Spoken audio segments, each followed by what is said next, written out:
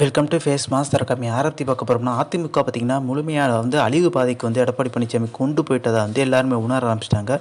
இப்போ சார்பு அணிகளை சேர்ந்தவங்கள்லாம் பார்த்திங்கன்னா தலைவர்கள் வயசாகிடுச்சு. பொன்னையெல்லாம் பார்த்திங்கன்னா நம்மளுக்கு தெரியும் எம்ஜிஆர் மன்ற தலைவராக இருந்தாலுமே அவரால் பெரிய லெவலில் பார்த்திங்கன்னா முதிர்வு காரணமாக போராட்டம்லாம் பண்ண முடியாது. அங்கே வேறு நபரை மாற்றலாம். ஆனால் எடப்பாடி பழனிசாமி அதை கூட தயங்குறாரு மாற்றுறதுக்கு.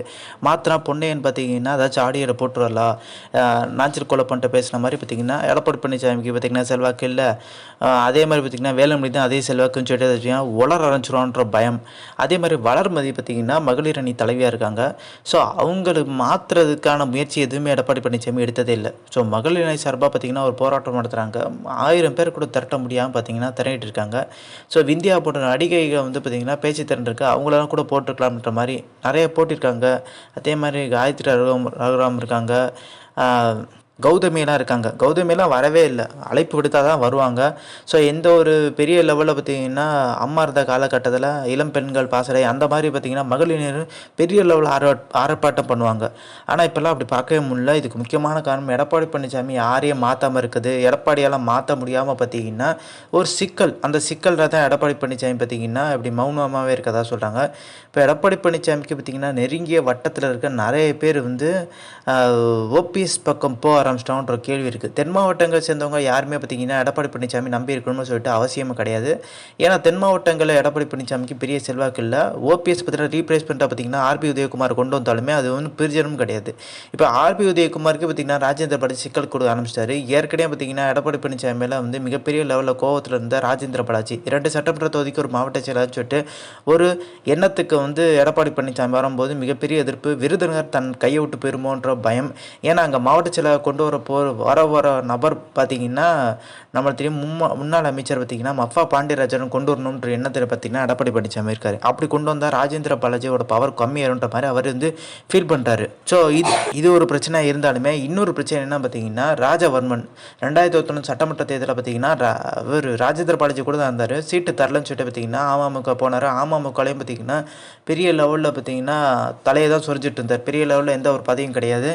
அப்படி இருக்க பட்சத்தில் பார்த்திங்கன்னா ஆர்வி உதயகுமார் என்ன சொல்லிட்டு இருக்காரு, நான் அமமுகலேருந்து ஆட்களை தூக்கிட்டு வரேன்ற மாதிரி எடப்பாடி பழனிசாமியை சந்தோஷப்படுத்துகிற மாதிரி. அது இங்கேருந்து போன ஆளாக திருப்பி கூட்டிட்டு வர்றாங்க. அங்கே எதுவுமே பார்த்திங்கன்னா வேலை இல்லை, அதனால் வர்றாரு.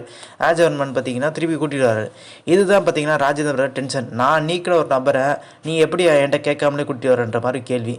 ஸோ ராஜவர்மனை இணைக்கிற ஒரு எண்ணத்தில் பார்த்திங்கன்னா ராஜேந்திர பாலாஜி இல்லை. ஆனால் ஆர்வி உதயகுமார் கூட்டிகிட்டு போய் எடப்பாடி பழனிசாமி சால்வை போட வச்சு திருப்பி இணைச்சிட்டார். இதுதான் இப்போ சிக்கலாக போச்சு. ஏதோ ஒரு அம்மா பேரவை இணைச்சலான்ற மாதிரி ஒரு பதவியை கொடுத்து தந்துட்டாங்க. ஸோ இது பார்த்திங்கன்னா மேலும் ஆர்பி உதயகுமார் டென்ஷன் ஆக்கிடுச்சு. அங்கே 2 மாவட்ட செயலாளர் இருக்காங்க. பெரிய லெவலில் கண்டுக்கவே இல்லை. விருதுநகரில் பார்த்திங்கன்னா ஒரு ஆலோசனை பண்ணியிருக்கும் எதனால் நீக்கப்பட்டாங்க. இதே ஓபிஎஸை நீக்க சொன்னால் நீக்கின நபரை நான் இணைக்க மாட்டேன்ற மாதிரி சொல்கிறது. இதே பார்த்திங்கன்னா ராஜவர்மன் இவங்கெல்லாம் பார்த்திங்கன்னா இணைக்கிறது சரியா? அவங்க மித்த கட்சிக்கு போயிட்டு வந்தாங்க, ஓபிஎஸ்லாம் கட்சிக்கு போயிட்டு வந்தாரான்ற ஒரு கேள்வி பார்த்திங்கன்னா இப்போ ராஜேந்திர பாலாஜி எழுப்ப ஆரம்பிச்சிட்டாரு. இந்த ராஜவர்மன் பார்த்திங்கன்னா இணைஞ்சோடனே எடப்பாடி பழனிசாமிக்கு ஒரு நன்றி சொல்லும் விதமாக போஸ்ட் அடித்து ஓட்டியிருக்காரு. நைட்டு ஓட்டியிருக்காங்க. காலையில் எல்லாருமே பார்ப்பாங்க நம்ம போஸ்ட்டை நம்ம அடித்ததுன்னு சொல்லிட்டு. காலையில் பார்த்திங்கன்னா அந்த போஸ்ட்டும் இல்லை. ராஜேந்திர பாலாஜி டீம் எல்லாமே கிழிச்சு விட்டு தூக்கி எரிஞ்சிட்டாங்க. ஸோ இப்படி தான் பார்த்திங்கன்னா போயிட்டுருக்கு. 18 சார்பு அமைப்பு மேலே இருக்காங்க. அந்த இளம் பெண்கள் பாசறை எம்ஜிஆர் மன்றம்னு சொல்லிட்டு அதில் எதுவுமே பார்த்திங்கன்னா பெரிய லெவலில் வேலை செய்யவே இல்லை. 2 நீங்கள் பார்க்கலாம். ஒன்று பார்த்திங்கன்னா எம்ஜிஆர் மன்ற தலைவராக பார்த்திங்கன்னா பொன்னையன் இருக்காது. இதே பாதி பேர் தெரியாது. அப்படி ஒரு இது இருக்கான்னு கேட்பீங்க. ஆனால் பொன்னையன் பார்த்திங்கன்னா மூத்த அரசியல் இருந்தாலும் பெரிய லெவலில் செயல்படவே இல்லை. இன்னும் அம்மா பேரவை அதுக்கு பார்த்திங்கன்னா ஆர்பி உதயகுமார் பார்த்திங்கன்னா முன்னாள் அமைச்சர் தமிழ்நாடு ஃபுல்லாக செலவு பண்ண முடியும். ஆனால் பண்ணுறதே இல்லை. மதுரைக்குள்ளே எங்கேயாச்சும் பார்த்திங்கன்னா ஒரு முக்கில் போராட்டம்னு சொல்கிற பேரில் பார்த்திங்கன்னா அம்மா பேரவைன்னு சொல்லிட்டு நடத்திட்டு போயிடுவார். ஸோ இதுதான் பார்த்திங்கன்னா ஆர்பி உதயகுமாரோட பவரேன்னு சொல்கிறாங்க. தேனியில் கூட போக முடியாமல் பார்த்திங்கன்னா திணறிட்டு இருக்காரு ஆர்பி உதயகுமார்.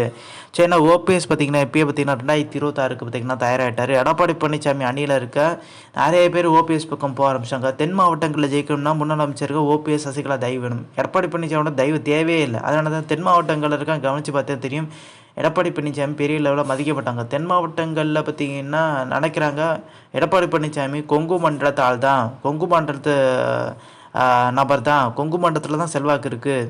ஆனால் கொங்கு மண்டலத்துலேயும் பார்த்திங்கன்னா வேலுமணி ஆதிக்கம் இருக்குதுன்னு சொல்கிறாங்க. இப்போ வேலுமணி அதே மாதிரி வந்து நட்டா இவங்க 2 பேருமே பார்த்திங்கன்னா ஈசா யோக மையத்துக்கு போய் பார்த்திங்கன்னா ஒரு ஆலோசனை பண்ணியிருக்காங்க. ஸோ அதிமுக கூட்டணி கொண்டு வர்றதுக்கு.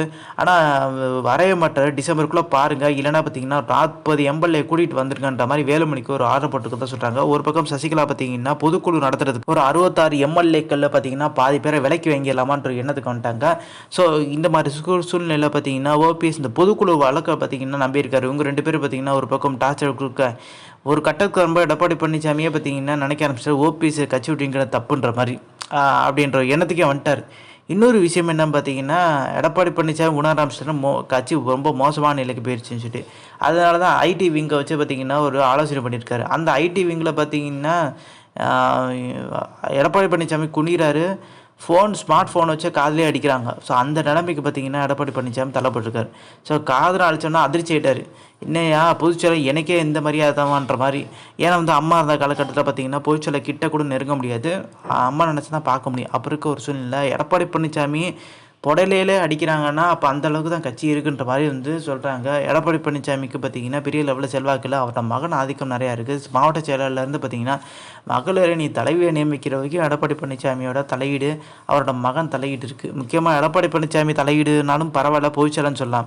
அவரோட மகன் எதுவுமே பார்த்திங்கன்னா கட்சிக்காண்டி டேரெக்டாக பார்த்திங்கன்னா தலைமைக்கு வரணுன்றது, உழைக்காமலே வரணுன்றது பார்த்திங்கன்னா மிகப்பெரிய எதிர்ப்பு. கொங்கு மண்டலத்திலே எதிர்ப்பு, குறிப்பிட்டு சேலத்திலே எதிர்ப்புன்றாங்க. எடப்பாடியால் பார்த்திங்கன்னா அவரை சொந்த தொகுதியில் ஒரு கவுன்சில் எலெக்ஷன் கூட ஜெயிக்க முடியலையன்ற மாதிரி கேள்வி. ஏன்னா எதிர்க்கட்சி தலைவரில் அதை ஜெயிச்சு காமிக்கணும்ல.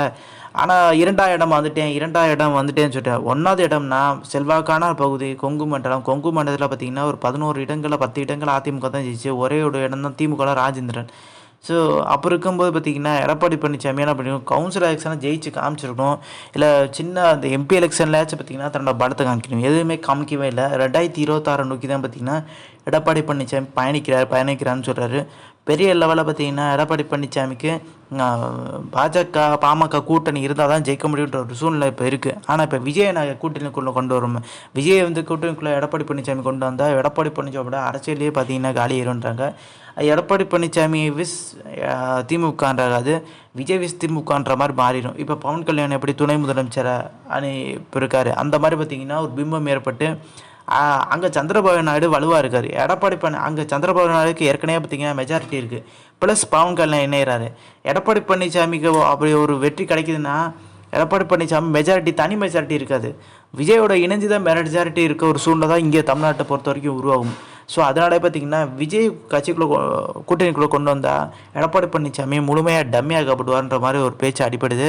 இப்போ ஓபிஎஸ்ஸை வந்து நீக்கிறதுக்கு பார்த்திங்கன்னா ஓபிஎஸ் இணைச்சிடலாமா, திருப்பி இந்த 2026 சட்டமன்ற தேர்தலை ஃபேஸ் பண்ணிட்டு திருப்பியும் தூக்கி போட்டலாம், இந்த ஒரு எண்ணத்தில் தான். இதை தான் பார்த்திங்கன்னா எடப்பாடியோட தீவிரமான ஆதரவாளர் தீவிரமாக வந்து ஒரு மேடையில் பேசியிருக்காரு. இது பேர் துரோகம், ஆனால் இது பேர் தான் பார்த்திங்கன்னா சாணக்கியத்தனம்னு சொல்லிட்டு பார்த்திங்கன்னா குமரகுருன்னு சொல்லிட்டு ஒரு மாவட்ட செயலர் பேசியிருக்காரு. ஸோ இதுதான் கட்சி மத்தியில் எல்லாரும் டென்ஷன் ஆக்கி விட்டுச்சு. ஸோ இந்த இன்ஃபர்மேஷன் பிடிச்சா like, share, subscribe. Thanks for வாட்சிங் திஸ் வீடியோ.